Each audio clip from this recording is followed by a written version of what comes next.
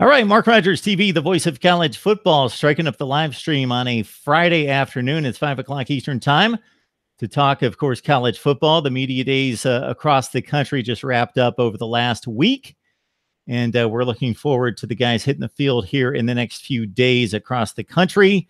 Here at Mark Rogers TV, we, of course, just blew out the media days all over the Power Five. Plus, I was personally at the American Conference Media Days in Newport, Rhode Island, and we'll continue to release videos of those interviews with the coaches and players out of the American Conference, highlighted by Ed Oliver, who most likely will be the #1 selection in the NFL draft next year out of Houston. Mackenzie Milton, who had the 13-0 season for Central Florida, a fringe Heisman candidate, and a number of other players in those interviews. So please enjoy those.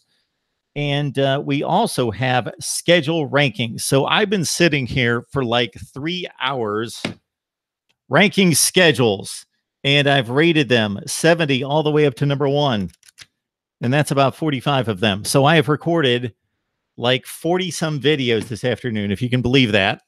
And I'm all the way up to number 42, I think. And I've got to finish with those. And so you're going to have schedule rankings coming your way. I've released 3 or 4. So we're only up to about number 68, and we'll get to the really good teams here very soon. Then when I get done with the schedule rankings, I'm going to preview and predict the final standings in the Power Five and the college football playoffs. And then once the teams hit the field in the next few weeks, we'll bring back our media guests to talk, of course, the Power Five teams and deliver team reports. So we have a special guest, and I will only call her a guest this one time. This will be the only time I'm going to refer to Mary Peters as a guest to Mark Rogers TV, because she is joining our staff here at Mark Rogers TV, and we're extremely happy to have you, Mary. Thank you. I'm happy to be here. How are you doing today? I am doing well, thank you. How are you? I'm doing just fine. How is the great state of Florida? It's a little warm today, but no rain, which is very, very surprising. So So I've spent some time in Florida, but it's typically for a week at a time. I've never lived there. So is it true that you get hit with the 15 or 20 minutes of rain, and that's pretty standard? Yes, every day. Yeah, when I drive to Sarasota for my internship, it's usually about 4 storms on the way there, and it's only a 40-minute drive. Good stuff. So again, Mary's joining us here at Mark Rogers TV. So you're going to see her periodically throughout the college football season. We don't have a set schedule, but you're going to see Mary bringing forth, in particular, Big Ten reports and analysis. So I'm looking forward to that. We can never have enough of Big Ten football here at Mark Rogers TV. And we're going to dive into a number of things here involving some interesting results of compilations of numbers and ratings and rankings that I saw on Pick Six previews on Twitter today, and then also a fan vote that was pretty interesting and caused an uproar on Twitter as well. Mary, before we do that, would like to hear a little bit about you, and so people can get acquainted with you, your likes, your interests, your background, and what you're working on. Yeah, so my interest in college football started when I was very young. I grew up in Iowa, small town Iowa, Cedar Rapids, which is about 25 minutes from Iowa City. And so growing up in Iowa, really the only thing to do on the weekends is pay attention to Iowa football. And my grandparents had season tickets, so my dad grew up going, and it kind of carried on in our family. And so growing up, we were always at Iowa football games, Iowa basketball games. I really loved the Iowa women's games on Sunday afternoons at 2 p.m. with my dad. We'd always go get an ice cream cone and watch basketball. And so my background playing was I played a lot of basketball, and that was my favorite sport. And then watching college football it's kind of hard to explain. I mean, it's probably similar to the South. I'm just extremely biased. But it's one of the best things ever, going to Kinnick and hearing the back and black play when the guys run out on the field. And yeah, there's nothing like it for me. So Mary, we've seen something in just the past couple of football season in which it has seemed to transform the Iowa players into something special when that black magic of sorts comes into play. We saw it for 55 points against Ohio State out of nowhere last year. earlier in the season, they took Penn State right down to the wire, and Penn State was able to pull that out in the last 2 or 3 seconds, but that was a very difficult game for Penn State to get out of. The year before, Michigan came in undefeated. They were knocked off. So it's going to be impossible, but try to give us a sense of what it's like at Kinnick Stadium for a big game. Yeah, I mean, like I said, growing up there, there's really nothing like it. And we did spend a lot of time on the sidelines, thanks to my uncle. And so that was something that I was so used to, was standing right there as they're running out and everybody's screaming. And I mean, you just can't hear anything but the Back in Black song and everybody's chanting. And I mean, I love it. My friend made fun of me because we went back for the Minnesota-Iowa game, which I went to my undergrad at Minnesota. And she made fun of me because I just started crying when they came out, because I don't get to do that often. And I try and take my grandma every year. And I mean, there's people are everywhere. And when you're walking before for the tailgating, everybody's handing you a hot dog. And so it's just a very friendly environment if you have Iowa gear on. If you don't, you're not as lucky. You may not get a hot dog. But it's a very friendly environment. And then they've added the Children's Hospital wave. So that's been a great addition to that stadium. So yeah, I mean, I guess growing up in Iowa, there was nothing like it. And that was something that we looked forward to every weekend. Yeah, the Children's Hospital moment is obviously very special, but what makes it significant beyond the game and the moment of stirring up some emotion is obviously when that many people see it on television, then it causes a lot of people to act. And so then they take part, they do something, they go volunteer, they give more money. So it's always a good thing when people can be moved in a positive direction by something like that. Absolutely. So Mary, going to Minnesota and spending a little bit of time there at the University of Minnesota, did that nudge your allegiance just a little bit? No, actually, everyone made fun of me because in the press box, I was always wearing black. I was always cheering for the Hawkeyes. I always had the score on. No, I don't know how else to explain it, but kind of, I guess it's probably similar to a Wisconsin fan who I'm not quite as good friends with. But when you grow up, that's what you do. That's what you do on the weekends. That's what you look forward to. That's what you talk about. And so in Minnesota, the allegiance from their fans is a little bit different because there's so much to do in Minneapolis. And so you don't get quite the same fan experience in Minneapolis for a college football game as you do, from my experience. It could be different, but from my experience, as you do in Kinnick. Well, I think it's pretty obvious from watching on television that, the atmosphere in Minneapolis is not quite what it is at a Madison, Wisconsin, or at Iowa City. That's pretty obvious. I think that goes back to Minnesota just not being very good for much of that time between the 60s and the 90s. And not even when they got good, not really contending for championships. And then also they're in a pro town.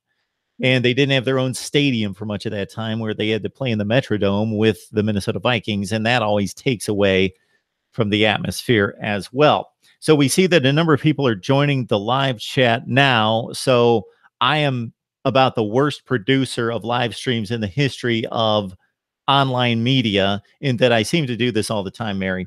I open up and I try to string out the preliminaries as much as possible and then get to the good stuff. But I never wait long enough.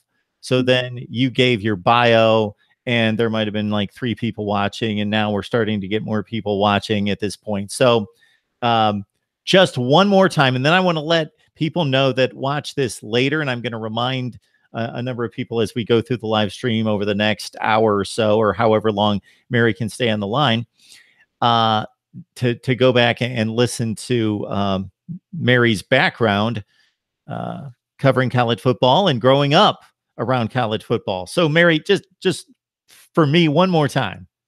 Yeah, so I grew up in a small town called Cedar Rapids, Iowa. It's about 25 minutes from Iowa City. And in Iowa, the only thing there really is to do in the fall is to pay attention to the Iowa Hawkeye football team. And so growing up, that was something that I cherished, and my grandparents had season tickets. So we spent all of our time at Kinnick, and it was something that I really fell in love with, and I've never lost that love. And I try and take my grandma every year. I haven't been as good these last couple of years because I've been so far away, but it's something that I think I'll love forever, and I can't wait to pass it on to the rest of my family, I guess, in the far future. All right. Good stuff from Mary Peter. She's going to be joining us here at Mark Rogers TV. She already has. She's done more behind the scenes in the last few days than I've been able to accomplish in years. So she's brought a lot of good information and insight into how we can generate more views, subscribers, and so forth here on YouTube. So more to come on that. But we're here to talk college football, of course. And a number of people commenting on the live chat. It's good to see all of you. Thanks for supporting Mark Rogers TV. So if you can allow me to dive back and grab my phone, I was drawn in by Pick Six Previews on Twitter. They release on a regular basis a number of compilations of numbers. They're big on compiling numbers to give a perspective on, okay, who's played the best football in the Big Ten over the last 10 years? Well, let's look at the records on down the line, or the last 5 years, or the last 50 years, or recruiting rankings to give perspective on, wow, they recruit really well, but they're not that good on the field, or vice versa. So a lot of compilation of numbers, and then also a poll that they took today that received, at last count, and this was hours ago, over 65,000 votes. So I'm drawing this up right now, again, from Pick Six Previews, if anyone out there is on Twitter. So I'm going to go to the first poll that they ran, and they were asking about blue blood programs. And we hear that term in college basketball and college football. And to me, that means that you have been elite for a long time. And even if you come down off of times in which you're not elite on the field, you have such a tradition and such a long line of winning championships and contending for titles year after year after year, and decades of it, that you can be down for 5 years or 10 years and you're still Texas, you're still USC, you're still a blue blood. And blue blood obviously goes back to just monarchies and what it means to be royalty. You're royalty in that profession. And so Clemson can win for the next 5 years, and they're not going to be a blue blood in my book yet. And again, it doesn't just tie to winning; it ties to the ancestry back to the winning. So that's part of it in college football. So they're looking at blue bloods and what people, the fan bases out there, believe are blue bloods in college football. And they fired off a poll and just ripped off a number of teams that are kind of borderline blue bloods, and should they be considered blue bloods. So their final results, or at least at this point, after 65,000 votes, and I want you guys to chime in on the live chat with this, is the first few I don't know can be questioned. And for the individuals, the 9% that did not vote for Alabama as a blue blood, I don't know who would be a blue blood. So 91% of the people that responded out of the 65,000, Mary, consider Alabama blue blood. 91%, 9%. Again, I don't know what they're watching, or I guess 0 blue bloods for them. Ohio State's at 90, Oklahoma at 89, USC 83, Notre Dame 81, which of course the Irish would be much higher in years gone by. Texas at 72, Nebraska and Michigan from the Big Ten come back in at 67 and 64%. And I'll go one more rung to bring in the Big Ten again at 55% with Penn State. So when you hear the term blue blood, and I don't know if it's something that you use, I don't necessarily use the term myself, but I hear it. Is your definition close to mine? Yeah, I would completely agree with kind of what you're saying. And I think a lot of it does have to do with history and also consistency. I think consistency is important. And I mean, yeah, like you said, I'm not sure who would consider Alabama not at the top, but maybe there's some diehard USC fan somewhere that just thinks USC should be at the top. But yes, I do agree with you. Yeah. So on the live chat here, we've got NCIS Fanatic 21. He lists his blue bloods as Ohio State, USC, Texas, Michigan, Alabama, Notre Dame. I don't know if he's excluding anyone else. So Ohio State, USC, Texas, Michigan, Alabama, Notre Dame. That's 7. I'm trying to think if I would exclude anybody. I would not exclude any of those. I think that's a pretty tight blue blood list. I'm on board with that. I would include Oklahoma, and that would be, I have difficulty leaving out Nebraska and Penn State, and that's about it. I think Miami and Florida State are in a different category. They are the new rich. They are the microwave dynasties, especially Miami. They came on the scene in the early 80s. They were nothing before that. And they became great like that. And they've been great ever since. Now, maybe our great great grandchildren can sit here and have this debate. And of course, Miami and Florida State, yeah, what's the difference between 1970 and 1930? They're not going to care 100 years from now. So maybe Miami and Florida State make it into the blue blood category because there's going to be a different perspective. But they have basically 35-year programs. So the length of college football dates back more like 110 years or more. So Miami and Florida State, I put them on a different line, and Clemson has the potential to be in that same category. Don't you think, Mary? Yeah, absolutely. I completely agree with you. I cannot disagree with you. All right. What else do we have on the live chat here? Certainly, Will Sky brings up a great point in regards to segregation prior to the late 60s. So that completely changed sports. It changed college football immensely. I don't know what the percentage is currently of African-American players in college football. I know that the NFL totals are around 70 or 72%. I would think that they're considerably less in college football, but still a huge impact, a major impact that's completely changed the competitive nature and the people playing. So that's a great point that's changed. Minnesota was a successful program, or I can't. You got to leave out the typos. So work on the typing, and I can't follow that one. Where would we put Oregon? Colton. So Colton Hawthorne, I think, has just found Mark Rogers TV in the last few days, and he has really chimed in on a number of things, which is great. And I believe he's an Oregon fan. Colton, Oregon is nowhere close to being a blue blood. Fine football program, fine tradition. Chip Kelly elevated that program immensely in the span of 4 or 5 years. Before that, they were like a fringe top 25 team. So they were good. They were decent from like the mid 80s to the mid 2000s, the first decade of. And then Chip Kelly made it a top 5 program for about 4 years. And then now they're back down to being like a top 50 program. So that's where I would rate Oregon to be in the top 30 or 40 range all time, something in that range. What do you think about Penn State and Nebraska? They're kind of difficult to leave out.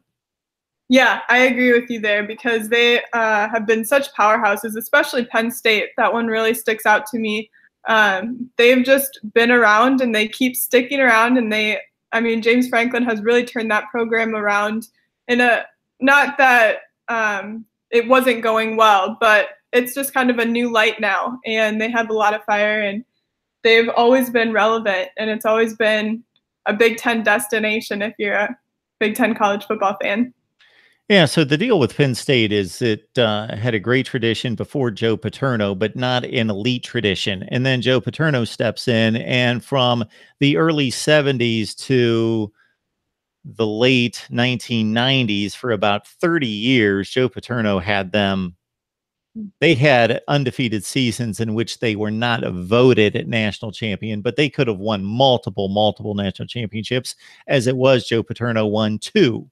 And he really won 3 because they had another one in 1994. They were undefeated and won the Rose Bowl, that they did not win the national championship. And I believe 69 and 73, 2 undefeated Penn State teams that, because of their place as an independent just there was a bunch of bias, and of course it was a vote. So Penn State could have 5 or 6 national championships or beyond that, but they were clearly an elite program from around 1970, late 60s to just about 15 years ago.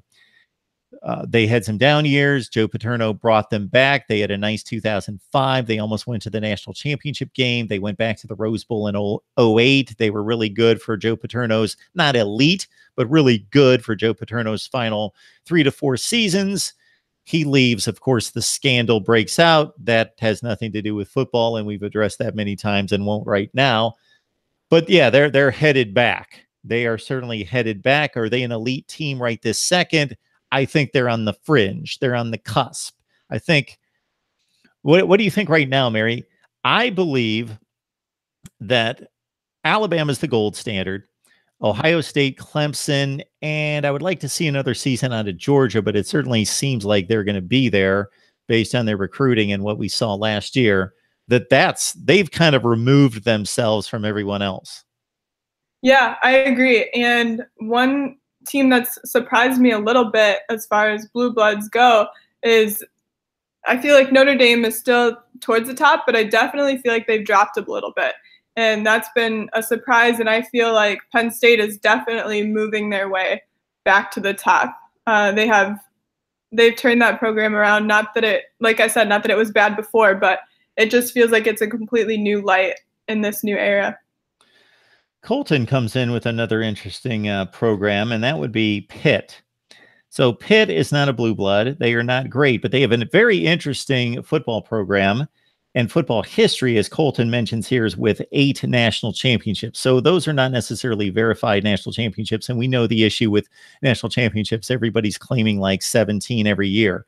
So this has gone on throughout college football. There's a national championship that Alabama claims in which they lost 2 games, they tied a game, and they lost a bowl game, and they're claiming a national championship. So maybe that'll be a project for the off season for us to go year by year and say, who really should have been the national champion? There should only be one. And some years it's going to be in 1942, impossible to say, okay, we got like 4 7-0 teams and nobody played each other. But there are some ridiculously claimed national champions out there. So I don't think the 8's legitimate. But Mary, when I started watching college football, Pitt was a serious deal. Dan Marino, Hugh Green, Tony Dorsett, they were contending for national championships. They won one in 76, and then I didn't catch that one, but right after that, they were really good. And then they've pretty much been like 7-5 for like 25 years. So Pitt's off the map. They're really not a contender. They weren't that good through many stretches of their history, and certainly now it's been a long time since Pitt has been a factor. Now, our guy Dondre Crawford, who's a big Clemson supporter, he's taken shots at Michigan. And people go directly to national championships, and it's been Michigan winning one in 1997. And before that, I think you have to go back to 1948. So I get the point if you consider national championships as the only gold standard. I don't, because it's been such a haphazard process of determining a national champion in college football. Up until 20 years ago, we were voting on national champions. And then even after that, for the next 16 or 17 years, we were playing a BCS system in which we just kind of selected 2 teams and let them play. And there were like 4 other teams saying, we've got the same resume. Why don't we get to play? And even now, I don't think it's perfect. Mary, if you have yet to catch any of it, I have my issues with the college football playoff. So I think if you say, hey, we went 11-1 3 years in a row, no, we didn't get a chance. We were number 3 and number 4 and number 3. That's pretty elite. So I think we need to look beyond just the who won the national championship. Yeah, there's so many other factors to it. And like you said, I mean, some of those teams that considered themselves national champions did not even play other teams that had the same record. And who knows what would have happened if they would have gotten the chance to play. If this were 5 years ago, there would be a ton of people screaming about LSU, but nobody mentions LSU in the chat. Colton brings up another interesting program, Tennessee. So if you go through the history of Tennessee football, and even with them having a dry spell for about 10 years now, mostly, if you go through the SEC and look at any kind of barometer of winning, championships, winning percentage, anything, it's Alabama. And then it's like Tennessee, and Tennessee pretty much trumps everybody else all time. So Tennessee is like a top 10 to 15 program all time.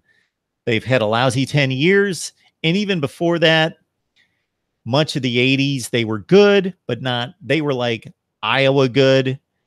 They weren't great. So Tennessee doesn't make the cut, but it's an interesting claim that you make there, Colton, for the Volunteers.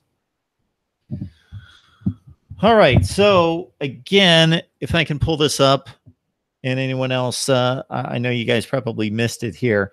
These are more than 65,000 people that I'm guessing like college football, because otherwise they wouldn't vote on something like this.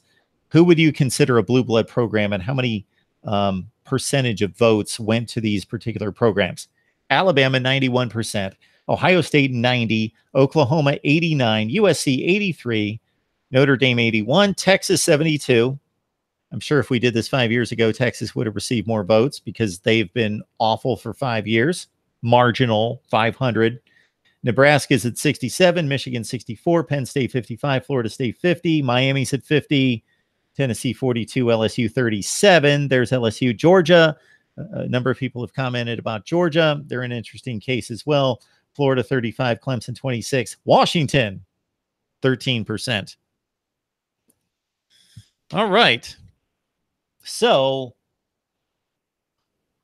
on the live chat, yeah, not Penn State, says Iron Cross. Not Penn State.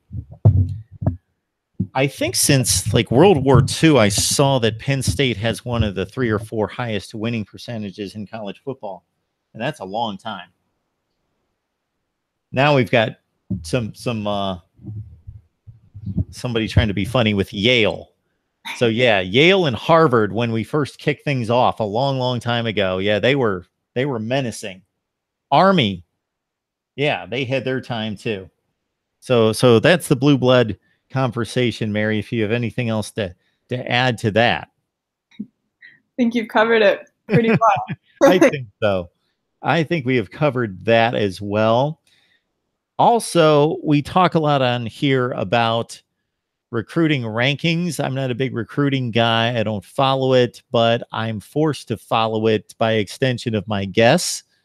And so I do that on a regular basis and bring on those folks that know recruiting for their particular teams and conferences. And then we try to take the numbers and make sense out of it. And for all the faults of the recruiting process and the recruiting rankings, I think it certainly makes sense when you look at who's recruiting the best, who plays the best. It almost matches up. Oh, the top recruiting classes this year, as it has been for the last 5 years. Oh, Alabama, Ohio State, Clemson, et cetera, et cetera. Oh, who's winning the games? They are. There are some exceptions, though. So let's go to the Big Ten, because I think there's one program here, Mary, that just stands out as a sore thumb in a good way. If I can find that particular list from the Big Ten, because it won't be a surprise as to who has taken the best players in, but there's a team that's down the list that's done extremely well. So this is for the last 5 recruiting cycles from 2014 through 18. For one thing, it wouldn't be shocking that the Big Ten East has signed 252 4- and 5-star athletes. Mary, so the Big Ten East, 252. Take a guess at how many the Big Ten West has signed in the last 5 years. Oh my goodness. 252. I honestly, I mean, I really don't follow recruiting, so I don't even know if I have a good guess. I don't know. So 52. Wow, that is very different from what I anticipated. Yes. So that is Ohio State, Michigan, Penn State doing what they do, grabbing the best players. Right. So in the last 5 years, the 4 and 5 stars, Ohio State has 91. It's not even close. Ohio State has 91, Michigan 57, Penn State 52, and that number's going up. They're catching up the last couple of years. Michigan State's at 25. Now it takes 5 slots for the Big Ten West to show up with Nebraska at 22, Maryland 20, Wisconsin 10, Northwestern and Rutgers have 6, Minnesota 5, your beloved Iowa Hawkeyes with 4 and 5-star recruits. Illinois got 4, Indiana and Purdue with 1. So does anything stand out there? Something definitely stands out to me. And my apologies, you don't have the numbers in front of you. I can stare at them. I know. I was going to say I can't. What was the top one in the West again? So the top one in the West is Nebraska, has 22 elite recruits in the last 5 years.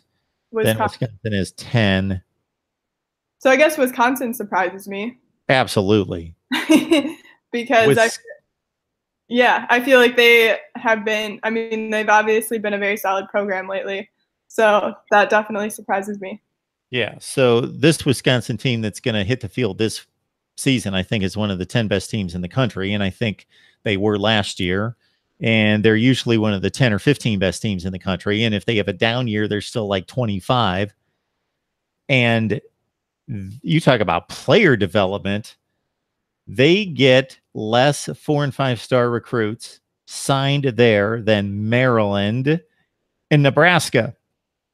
And even Michigan with the name brand hasn't been that good, aside from a couple of years in the last 5.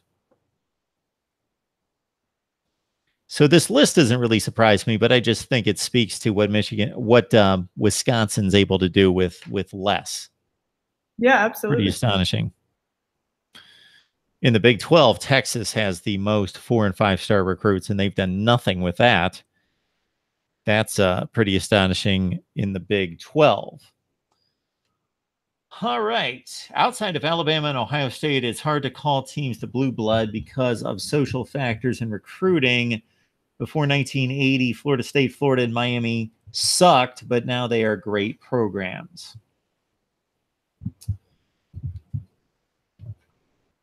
All right, very good. So Mary Peters joins us here at Mark Rogers TV, and she is going to focus on Big Ten football. So, Mary, what are your thoughts about what happened last season in the Big Ten? What stood out to you? The conference got left out of the college football playoff. And what are your thoughts about the status of the conference right now?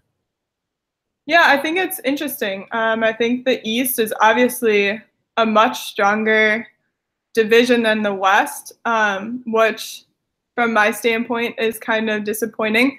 But obviously Ohio State and Wisconsin are the big teams to watch. And then I feel like the other ones kind of compete, but it's just so hard to compete with Ohio State. With all their quarterbacks, my uncle and I were talking one day, we're like, how do they keep these great backup quarterbacks where they could go anywhere else and start? But they're still sitting on the sideline waiting for their shot at Ohio State. So something's going right at Ohio State, and it'll be interesting to see how that transitions into the season. Yeah, Urban Meyer might have something to do with that. He got his first head coaching job at Toledo, and or at Bowling Green. I somehow get Bowling Green and Toledo mixed up many times. But anyway, Bowling Green, and he instantly turned them into a winner. Then he goes to Utah, and they were decent, but then he goes 13-0 there. Then he goes to Florida, and they were losing 5 games a year, and they win 2 national championships. Then he goes to Ohio State, which they didn't need a whole lot of help anyway, but he elevated it to 73-8 the last 6 seasons, however long he's been there. I think it's 6. So once again, NCIS Fanatic 21 here, he does a nice job of summarizing all this, as he did with his list of blue bloods that I only added 1 to. And he says that his blue blood consideration should be, and I've pretty much made the same list in the past when people have asked me about elite all-time programs, and I've come up with a similar list of items here. Prestige, that's kind of intangible, but we can measure that in different ways. But national championships, Heisman winners, conference titles, All-Americans, and history of coaches. And I would pretty much go along with all of that. All right, good stuff. What do you think of Iowa coming up in 2018? I haven't looked at it too closely, to be honest with you.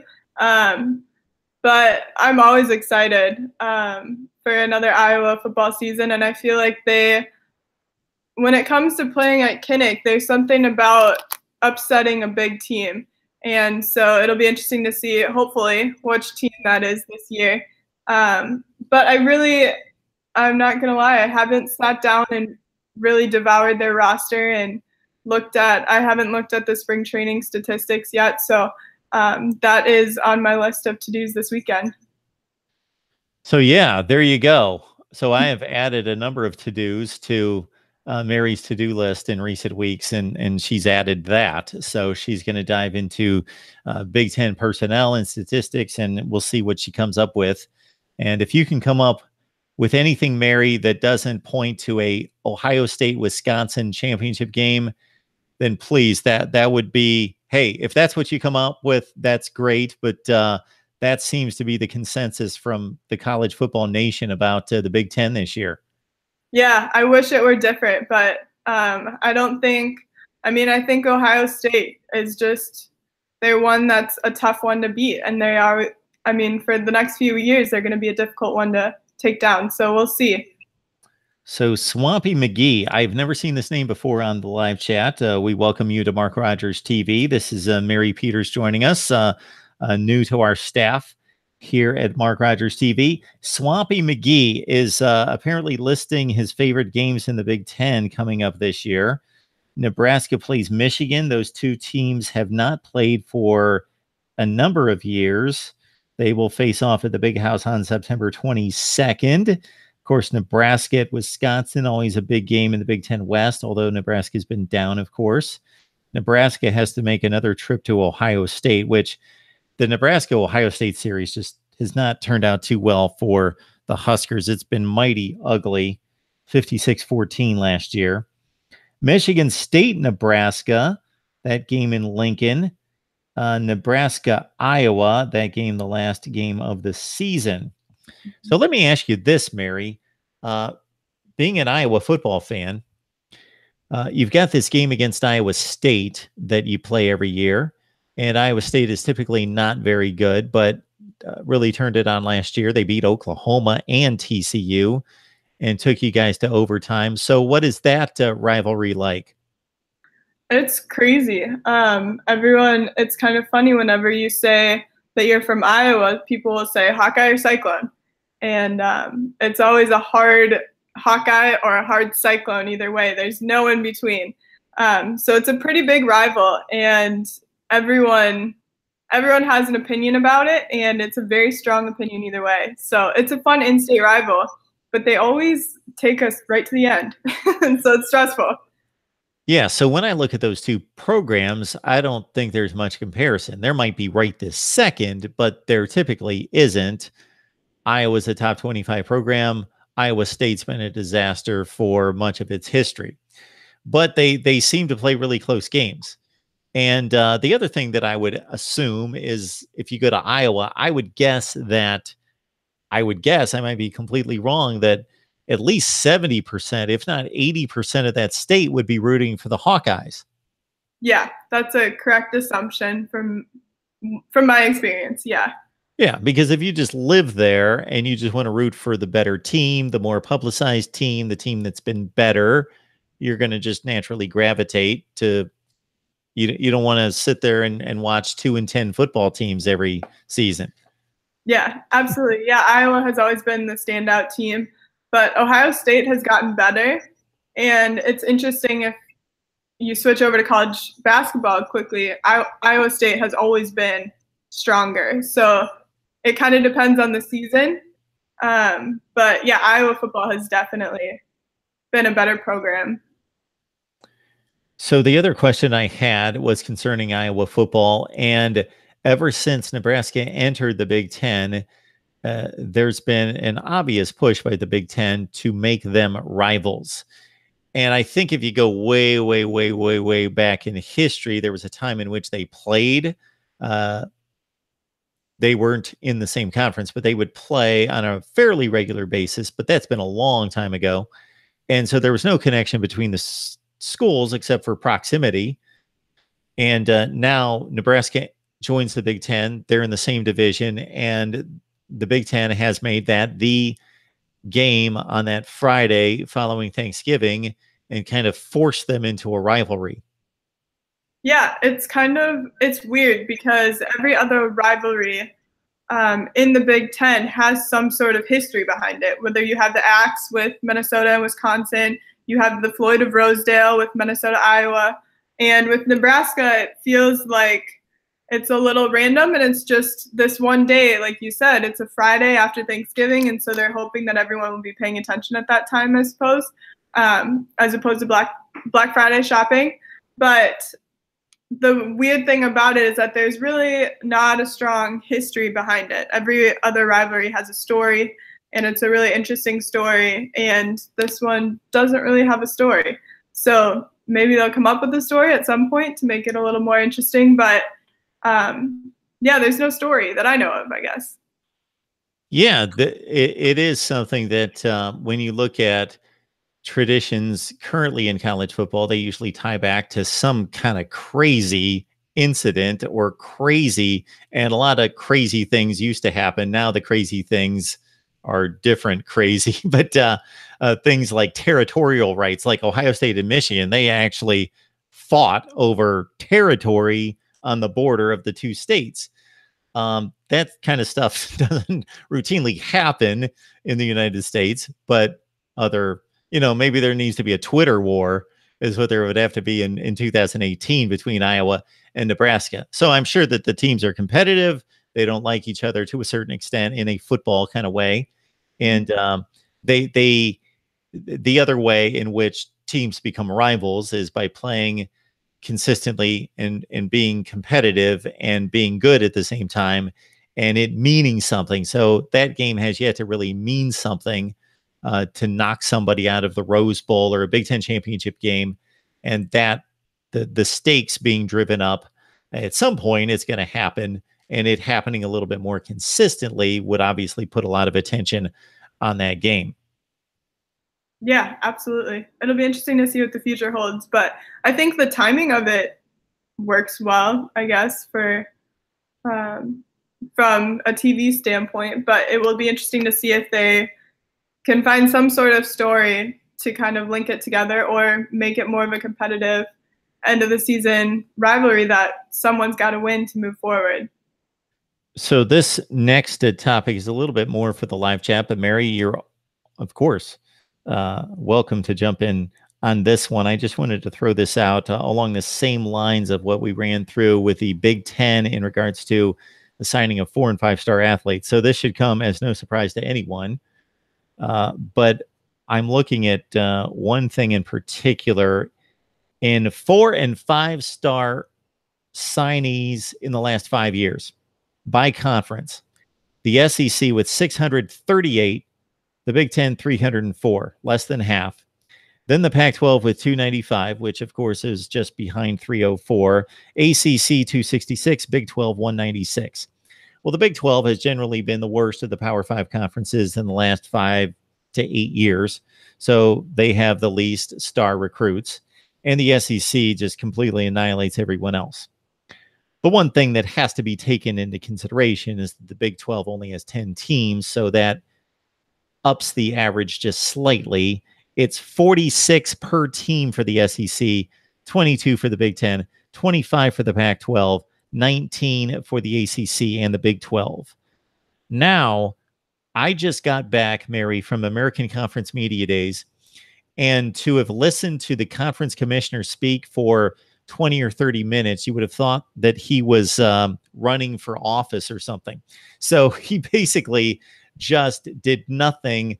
Like, I'm used to going to SEC media days and did for 7 straight years, and I keep track of all the media days. The conference commissioner will usually kind of weave within the rhetoric or the speech, his pride of the conference and its accomplishments, but deal more with, we're dealing with these social issues, trying to clean this up. We're proud of our academics. We're trying to enact social change and trying to make more of a platform for the entirety of the league and the conference beyond athletics, or what athletics can do in developing young men.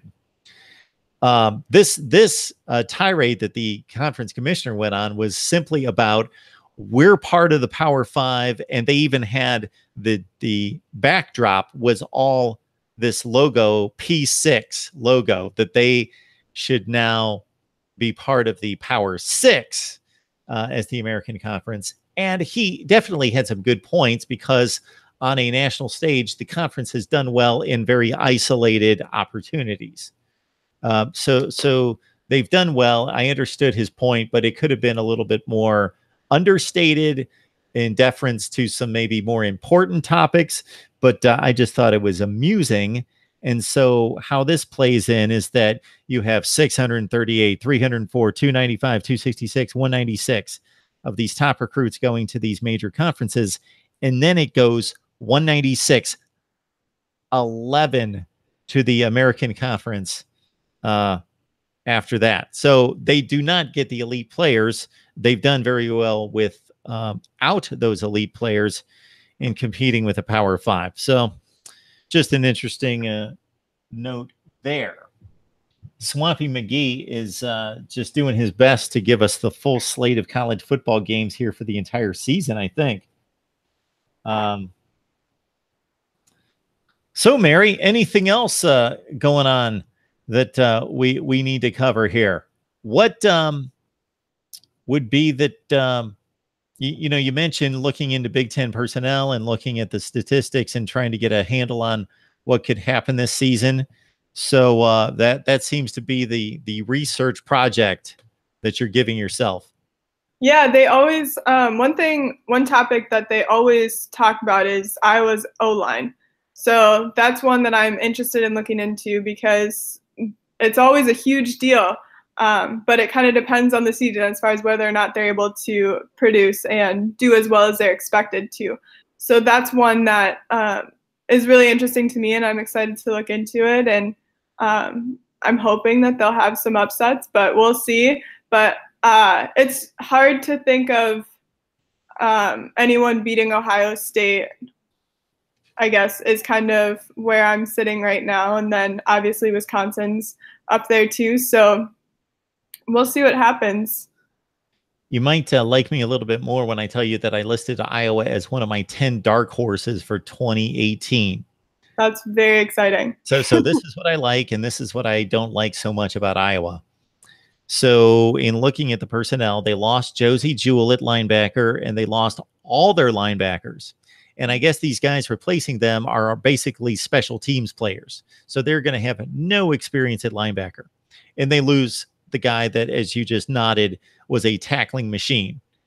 Okay, they lose Josh Jackson, their best cornerback, one of the best in the nation, a high NFL draft pick in the first 2 rounds. And they may not have as strong an offensive line as they've had in the past, based on what I saw there. James Daniels, a great center, moves on to the NFL. Akram Wadley, who I just loved watching, who I never thought got enough credit, just for being a elusive back, great moves, just a feel for the game, great pass catcher out of the backfield. They lose him and his backup, James Butler. So those are all the negatives. The positives, they bring back maybe the best defensive line in the Big Ten with just tremendous pass rushers on the outside. They bring back the rest of the secondary, should be in good shape, even though they lose their best player. They're good at wide receiver. Noah Fant is maybe the best tight end in college football. And I really like Nathan Stanley. He had a great year with 26 touchdown passes. I would only expect him to get better. That was his first full season, to get even better. And the schedule sets up pretty well. So that's what you got to look at when you look at the Big Ten Western Division. Who do they have to play from the other division? And like Nebraska has to play Ohio State, Michigan, Michigan State. Those are their three. They gave them pretty much the worst setup there. Iowa does have to go to Penn State, but the other two games, they don't have to deal with Ohio State, although that wasn't much of an issue last year. They don't have to deal with Ohio State or Michigan State or Michigan. And they get two of the other teams, Indiana, Maryland, whoever it is. So I think the schedule sets up well for them. Beating Wisconsin is going to be critical to winning the division. If they don't beat Wisconsin, that's pretty much a game that has to be won. Otherwise, you're almost 2 games behind because you're going to be a game behind, and then the tiebreaker goes to Wisconsin. But they've got that game at home. So I think there's an opportunity. Yeah, absolutely. I completely agree with you. And Iowa is so good at home for the most part. That's a little bit biased, but they are very good at upsetting good teams at home because, I mean, who knows why? I guess maybe it's just a lucky streak, but obviously Ohio State, I mean, they can do it. It's just a matter of what day it's going to happen on. So I'm excited for that. And one thing about college football that's so fun is I feel like you never really know. I mean, who expected Iowa to literally destroy Ohio State? Probably no one. So that one was fun. So we'll see what happens. I'm excited to dig deeper and look into more of the statistics and everything. But I do think that they have a good base, and they always kind of do. So we'll see how they produce. So there was no way of knowing this at the time that Iowa was trashing Ohio State with 55 points. But in the aftermath, as a Big Ten person, that knocked the Big Ten out of the college football playoff. Yeah, I agree. Which was a bummer, but as an Iowa fan, I didn't even care. That was so fun. And everyone, I mean, I went to school in Minnesota for my undergrad, and everyone made fun of me. And so then I had that to rub in all of their faces.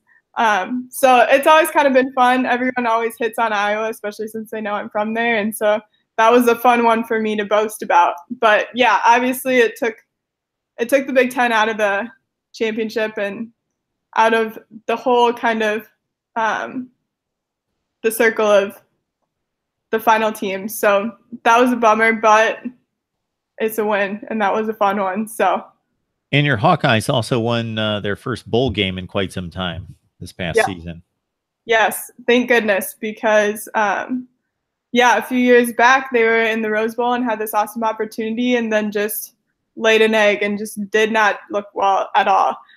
So that was fun to see them actually compete and do well in a bowl game, because it's been a little while. I mean, they kept getting these good bids and they'd go, but then it turned out very bad. So it was fun to see them get a win, and hopefully that'll carry out. I think we can all learn from this next YouTube comment in terms of if you're going to stay incognito and not announce your name to the world, you might as well have a good campaign that's going to benefit people. So drink more water. That's our next comment comes from drink more water. We could all use more water. Yeah, I've got my water bottle. Water here, and I have my water right there. And I have an empty one on the floor. So, yeah, drink more water tells us that Wisconsin has the best offensive line in the nation. 4 draft-eligible starters, 5 overall, and the 4 could go all in the top 3 rounds with more in the weights, whatever that means, along with 5-star Logan Brown coming in 2019. So, touting the Wisconsin offensive line. Swampy McGee letting us know that Iowa is a 13-point favorite in its opener against Northern Illinois at 3:30 Eastern time on September 1st. Yes, that is the day before baseball season is over for us, so I will be at home watching that. Very nice, very nice. So there we have it. Plenty on Iowa, the Big Ten, and the nation in running down recruiting rankings and otherwise with Mary Peters, who's joining us here at Mark Rogers TV. So be on the lookout for some of Mary's reports on the Big Ten in particular. Although, of course, Mary, you're invited to discuss anything you would like in college football, but Mary's love is right there in the Big Ten. So, Mary, we appreciate it. I want to let everyone know before we sign off here that, again, if you need to catch up on media days, we've got it all there for you from all the 5 major conferences, plus the American Conference as well. Schedule rankings that may wear out my voice, but they're only about 2 to 3 minutes long, and I'm just ripping through those. The first 3 are posted, and there are more to come. And then as soon as we get done with the schedule rankings, we've got previews and predictions after that for 2018, as well as once the teams get to camp, there's actually something to talk about. We'll bring back our media guests to discuss the top teams in the nation and updates from camp. If you would rather listen than watch, you go to Google Play, Podbean, iTunes, and Stitcher, and just search Mark Rogers TV for our podcast. And of course, this is Mark Rogers TV. And even if you don't necessarily agree, you can still like us, subscribe, and comment, and support the channel here, which goes a long way toward keeping this going for you. Mary, we appreciate your time. We appreciate and look so much forward to hearing from you in the future. And of course, we've been working together here for a few weeks, and you've done so much for the channel that people can't necessarily see right now. But I appreciate your help. Well, thank you. I'm excited. All right, everyone. Don't know when we'll be back with another live stream. I do have one scheduled for Sunday at 4 Eastern time, as we're trying to stay with our summer schedule of Sunday at 4, Monday at 6, Wednesday and Thursday night at 7 Eastern time. We will see you guys soon. We appreciate all the support. And certainly if you've left any more comments or questions here in the live chat and want to get those to me, just leave them on any one of the videos and I will get to them. Thanks, Mary. We'll see everybody else very soon for college football analysis.